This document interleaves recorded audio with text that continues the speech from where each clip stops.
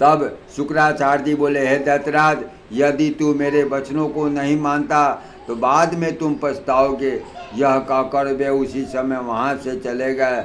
उसी दिन अपने पुत्र को लेकर बानामती चली गई।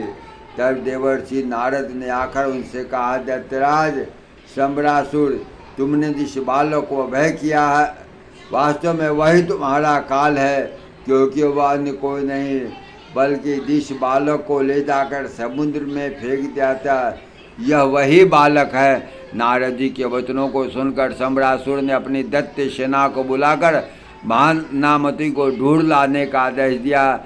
जब भानामती को यह ज्ञात हुआ, दैत्यराज ने उसके पुत्र सहित पकड़ लाने के लिए अपने सैनिकों को भेजा।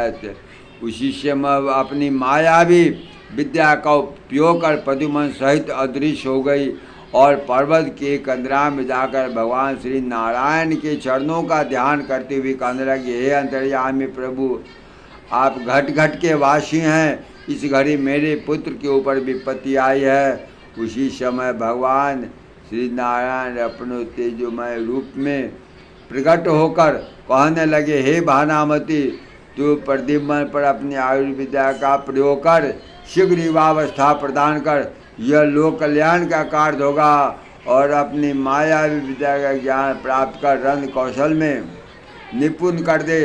तू इस बालक की प्रसन्नता होने के साथ गुरु का भी कर्तव्य पूर्ण कर। तब उसने प्रसन्न को प्रद्युम्न को शीघ्र युवा करने हेतु सभी पवित्र नदियों और देवताओं का आवाहन कर ने तो अमृत तुल्य आशीर्वाद प्रदान किया। अश्विनी कुमार ने सुंदरता, सूर्य देव ने ज्योति, इंद्रदेव ने व्रत के समान धनुष प्रदान किया। तत्पश्चात भानामती ने उसे संपूर्ण माया विद्या स्वीकार कर कहने लगी, हे पुत्री, हे पुत्र, शंबरासुर ने तेरी माता को बहुत दुखी किया है, हर चेष्टाओं को विफल किया है। तुझे मारने के लिए उसने बहुत तरह की कोशिश की, किंतु मैं उसकी हर चेष्टाओं को विफल करती आई हूँ। अब तू जाकर उसका वध करके लोक कल्याण कर।